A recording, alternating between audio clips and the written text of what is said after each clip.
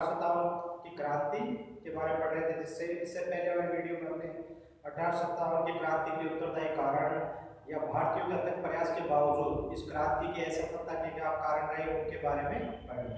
अब हम पढ़ेंगे कि 1857 की क्रांति अपने उद्देश्य अंग्रेजों को बाहर निकालने में तो सफल रही, किंतु फिर भी इसकी कई महत्वपूर्ण परिणाम निकले। अब वो क्या कहते हैं? पहला, ईस्ट इंडिया कंपनी के शासन का अंत, यानी अंग्रेजों तो भारतीय जो क्रांतिकारी है उनके शासिक कार्यों के बावजूद अंग्रेज तो भारत चले गए, लेकिन एक भारत की शासन व्यवस्था में कुछ परिवर्तन हुआ। क्या हुआ कि ईस्ट इंडिया कंपनी के शासन का अंत, यानी भारत का जो प्रशासन का उत्तरदायित्व ईस्ट इंडिया कंपनी पर था, अब उसकी जगह किसके पास चला गया? ब्रिटिश क्राउन, यानी भारत के जो शासन का जो उत्तरदायित्व है अब वह ब्रिटिश क्राउन के प्रति हो गया।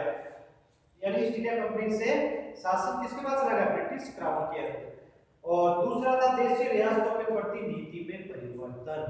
देशी रियासतों के प्रति नीति में क्या परिवर्तन हुआ कि जो 1857 की क्रांति का जो सैलाब था उससे अंग्रेजों को बचाने का एक तरह से मदद की, वो किसने की थी? देशी रियासतों ने। क्योंकि हम पढ़ चुके हैं सफलता का एक प्रमुख कारण ये भी रहा कि अधिकांश देशी रियासतों ने अंग्रेजों का सहयोग किया। तो अंग्रेजों ने भी प्रत्युत्तर में क्या किया?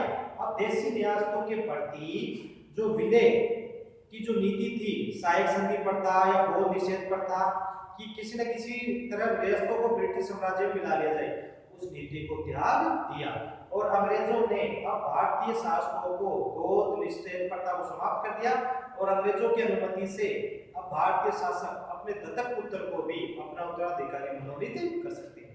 यानी देशी रियासतों को अंग्रेजों का जो देशी रियासतों ने अंग्रेजों का जो सहयोग किया, इसके बदले में अंग्रेजों ने उन्हें कई तरह की रियायतें दी।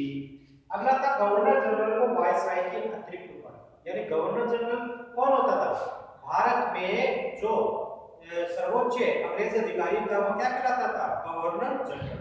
अब 1857 की क्रांति में गवर्नर जनरल को वायसराय नामक एक अतिरिक्त उपाधि दी गई और उस समय गवर्नर जनरल कौन था? Lord Canning.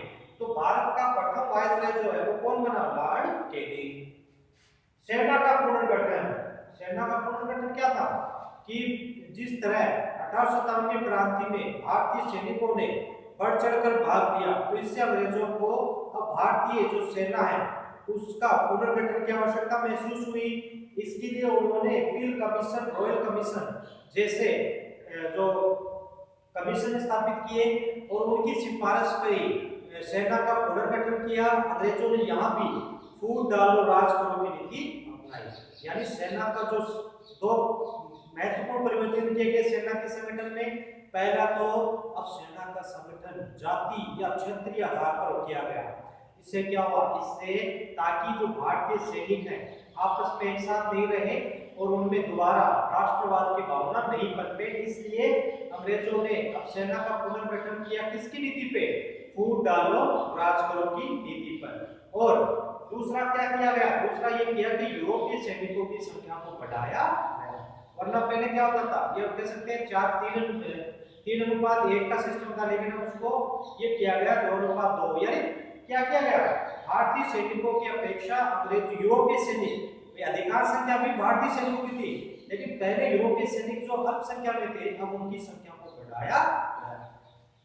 भारत सरकार का अधिनियम 1858 पारित, यानी 1857 की क्रांति के बाद भारतीय शासन व्यवस्था में जो परिवर्तन हुआ था कि ईस्ट इंडिया कंपनी के शासन अंत हो गया और भारत का जो शासन है तो उसका उत्तरदायित्व किसने ले लिया? ब्रिटिश क्राउन ने। इसलिए भारतीय शासन व्यवस्था में परिवर्तन के लिए भारत सरकार अधिनियम 1858 पारित किया गया, जिसकी प्रमुख व्यवस्था क्या की गई थी कि भारत का शासन चलाने के लिए इंडिया काउंसिल का गठन किया गया, जिसमें जो मुखिया होता था वो होता था भारत सचिव और वह 15 सदस्य जो परिषद होती थी वह उसकी सहायता के लिए होती थी। तो ब्रिटिश जो भारत सचिव था वह ब्रिटिश मंत्रिमंडल का सदस्य था, इसलिए वह किसके प्रति उत्तरदायी था? वह ब्रिटिश संसद के प्रति भी उत्तरदायी था। तो ये परिवर्तन किया गया कि भारत का शासन समाप्त करने के लिए एक जो भारत का शासन चलाने के लिए 1784 के पीस इंडिया एक्ट में दो चीज होती थी। एक तो बोर्ड ऑफ कंट्रोल और एक होता था कोर्ट ऑफ डायरेक्टर। तो द्वैत शासन की जो व्यवस्था थी उसको समाप्त किया गया और भारत संबंधी सभी मामले भारत सचिव और उसकी काउंसिल को सौंप दिया गया। स्वतंत्रता संग्राम के प्रेरणा स्रोत। यद्यपि 1857 की क्रांति अपने उद्देश्य में तो सफल रही, किंतु आगे चलकर जो भारतीय स्वतंत्रता संग्राम था उसमें एक प्रेरणादायी स्रोत के रूप में यह इसकी महत्वपूर्ण भूमिका रही। यानी इसमें भारतीयों ने इस गौरवमयी ऐतिहासिक घटना से प्रोत्साहन प्राप्त किया या उसका अनुसरण करके एकजुट जो प्रयास का जो रिजल्ट परिणाम आ सकता है उससे भारतीय परिचित हुए। यानी 1857 की क्रांति आगे आने वाले स्वतंत्रता संग्राम में एक प्रेरणादायी स्रोत के रूप में रही। इस क्रांति की